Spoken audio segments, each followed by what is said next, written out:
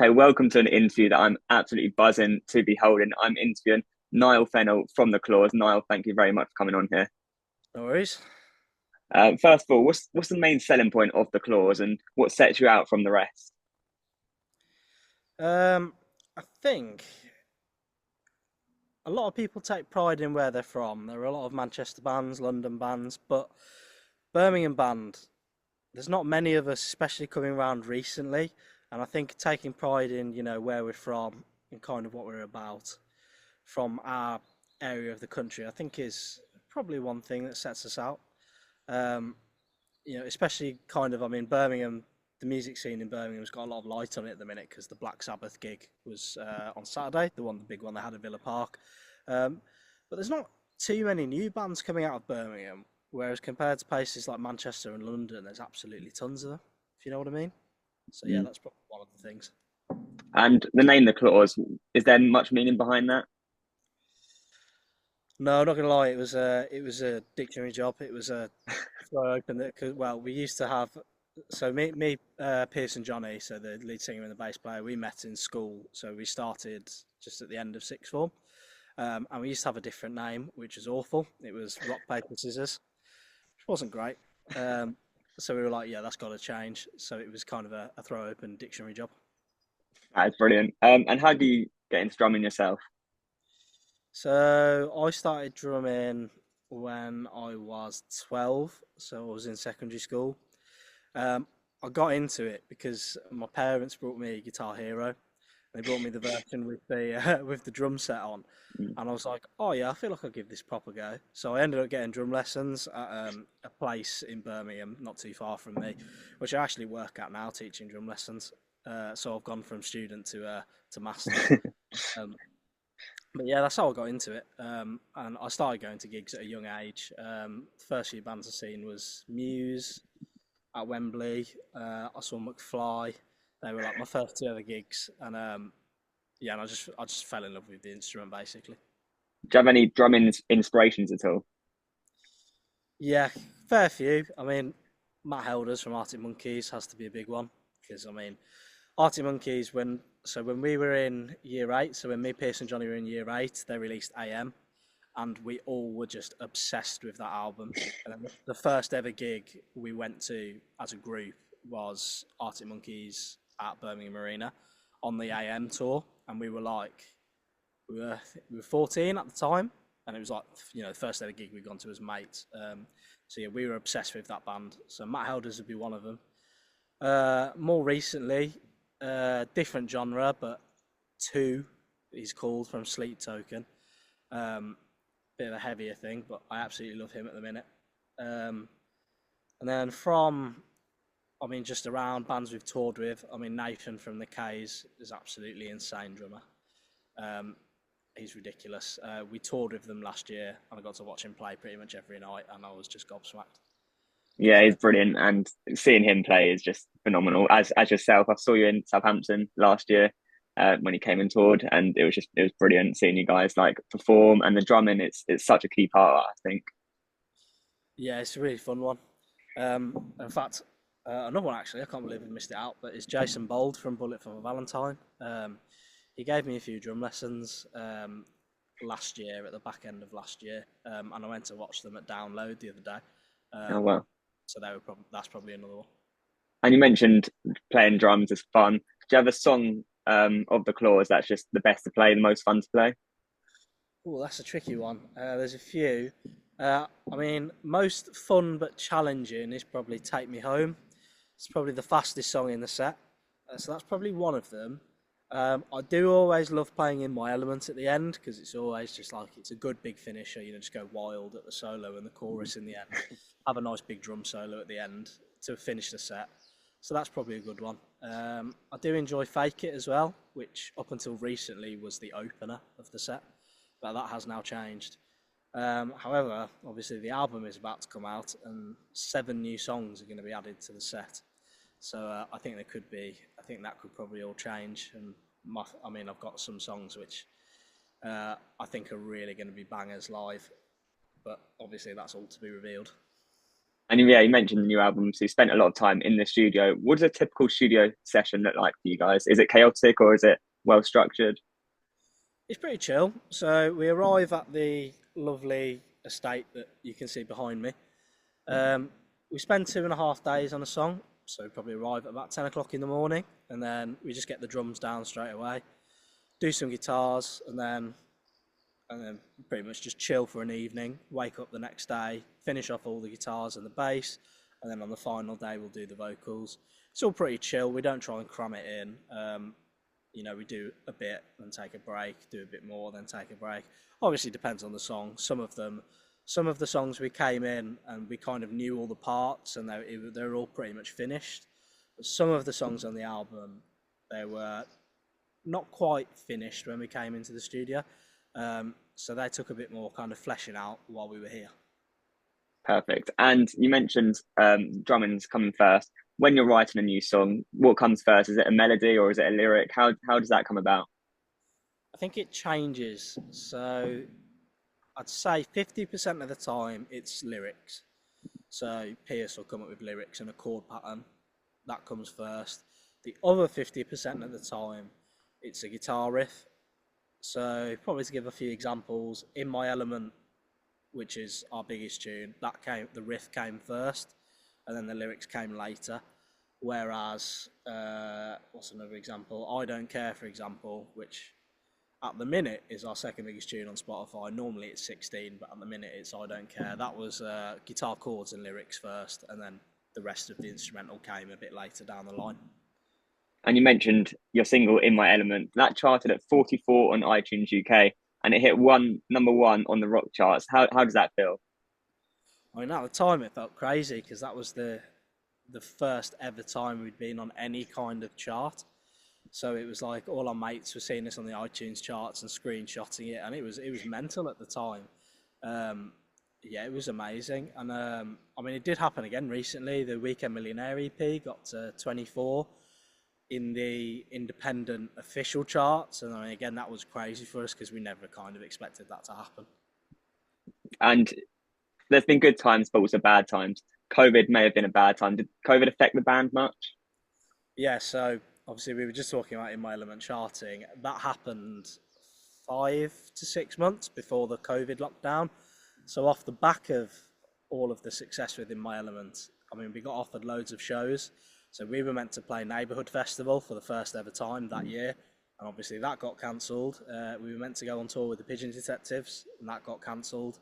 And at the time, we'd only really ever played in pubs. So we'd just been on student unions and stuff in Birmingham. That's all we'd ever done. We'd not really got much out of our hometown, much apart from for the odd headline show like we'd done Manchester and London. We'd never really played anything above 1,000 cap. We'd never done a proper festival like Neighbourhood, and then we had to wait till it was 2021. Yeah, the end of 2021. So yeah, it did really set us back, and we were gutted to miss out on all those gigs. But obviously, when we came out of lockdown, we got to do them. So Yeah, and the gigs have been incredible. But what is the craziest or weird thing that's happened during a show? oh, um, there's been a lot of crazy ones. I feel like most of them revolve around Johnny, our bass player. Two come in mind. At Why Not Festival last year, in the solo In My Element, he climbed up on my riser as he normally does, and then when the solo hit In My Element, he leaped off the riser, and when he was in mid, he does like a massive jump, and when he was in mid-air, his strap on his bass snapped, and his bass just went flying. So that was quite funny. What was another good one? When we did Isle of Wight Festival in, I think it was 2022, maybe 2021. He walked on stage. You know, like normally guitarists, bass players, they put their foot on the monitors at the front of the stage. He put his foot on the monitor, and I don't think he realised it wasn't secured in place. And it was a low stage. It was close to the floor, but he just like went off the front. So that Yeah, was I look at Johnny and like he seems like the most chill and most calming like of the group. Um, that, and that's not like, that's not is true. it not true to? Yeah, but then like, I see him on stage and he just goes absolutely nuts. It's brilliant. Yeah, no, how he is on stage is how he is in real life. Yeah. Have you got a city or crowd that surprised you the most? What surprised me the most? Well, recently, we made our debut in Europe. We went to a place called Barbastro, just outside of Barcelona. When you go to a new country for the first time, you don't expect to play to anyone, but Hmm. there was loads of people there that knew us and were going mad. But we thought they'd just be at the festival chilling, but a lot of them had come for us, knew who we were, Oh wow, so that's that incredible. really surprised us. In the UK, probably outside of Birmingham, the place that's probably surprised me the most is Sheffield. We played the Lead Mill, which has sadly closed down now, at the back end of last year in December, and that was probably my favourite crowd of last year. They were I was just absolutely going to ask you, what's your favourite gig that you've ever played live? Is that top of the list or? close. That's probably top three. Probably, yeah, Lead Mill's probably one of them. Birmingham O2 Institute last year is probably one of them. And then, what's another good one? I really enjoyed when we supported the K's at Rock City in Nottingham. That crowd, for a support, I mean, we had some great crowds on that tour, but when you support, you never really expect the kind of crowd a headliner gets. But Rock City were bouncing for us from first song to last song, and we weren't expecting it at all. So that was probably one of my favourites. Being from Birmingham, I think it'd be good to ask you this and maybe finally decide what crowds are better, northern crowds or southern crowds? Ooh, that's a hard question. Uh, oh God, we're going to upset some people here. I think for us, I'd probably say for the most part northern crowds, but I do have to give a special shout out to London because London has always been great for us. Um, but then everyone leaves out Midlands crowds in this debate, so everyone's sort Very of north, true. south, Midlands have got it down for the most part. Fair enough. And so you mentioned the Midlands. How has Birmingham's music scene sort of influenced the band? Pretty massively. So I mean, there's a lot of our heroes from around Birmingham. From you've got like likes of Duran Duran, and then Black Sabbath, ELO. More recently, you've got the likes of the Streets, who we actually met Mike Skinner when we were probably like 19. We were practicing in a practice room, and Mike Skinner was just outside recording a documentary. So that's probably one of them. So yeah, it's influenced us massively, really. And there's even bands like the Editors and stuff, which are from Birmingham as well, which have influenced us hugely. And then obviously down the road, you've got the likes of the Specials and stuff from Coventry that aren't far away as well. And the Brilliant. Enemy, well, Ocean Colour The Scene. Enemy, yeah, Yeah, massive, massive bands. And music scene is hopefully going to start growing. And I think the Claws are right at the front of that. This new music scene, the new generation. I think the Claws are leading that Birmingham music scene. thank you very much. The fans in the future are important as well. How do you stay connected with the fans outside of gigs? Mostly probably through social media, of which our main ones are Instagram, we've got TikTok, Facebook and Twitter, or X as it's now called. Um, and then we have an emailing list as well, which all our like core fans that sign up, they reach out to us there. And obviously, tickets are flying out for the next tour. How buzzing are you for that one? I can't wait for that tour. It's some of the biggest venues we've ever done. I mean, we're doing the main room in the O2 Academy in Birmingham, which will be the biggest headline show we've ever done, which is 3,000 capacity. So it's twice the size of the last one we did. So it's a bit of a jump.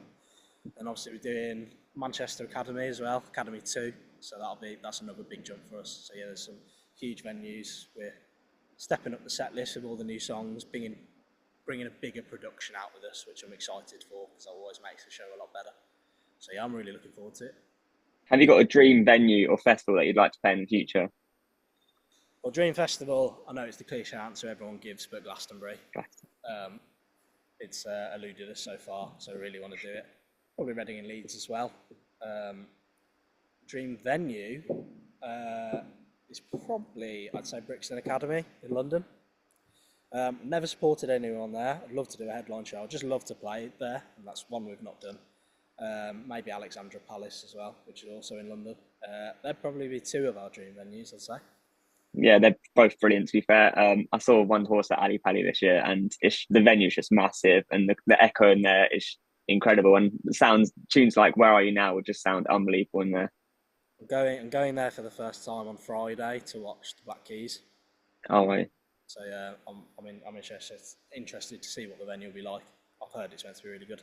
It's incredible. What is a favourite band that you've supported? Favourite band we've supported? Oh, I can't. I mean, I've not really had a bad support tour, so I can't say which one was my favourite. I mean, probably my favourite shows that we've done supporting. K's at Rock City was one of them, as I've said. The Raytons at Magna in Sheffield is probably one of them. Supporting the Sherlocks at Don Valley Bowl, yeah, that was probably one of them. That was one of my favourites. Lottery Winners at Manchester Academy, that was one of my favourites. And then Pigeon Detectives in London. They're probably my four favourite shows that we've supported on. Some brilliant bands there as well. And if you're looking 5 or 10 years into the future, where do you see the Claws? Well, I'm hoping we'll be a couple of albums deep by then, and I'm hoping we'll have triple, quadruple sized the size of headline shows we're doing. I mean, really, all you can hope for is that we've still got a fan base and we're still doing what we're doing now. It's a privilege to do what we do, and we're just really grateful for it. And I hope that we manage to do it long into the future. Perfect. And we're going to end off with some quick fire questions. So, first of all, what's your favourite indie anthem ever?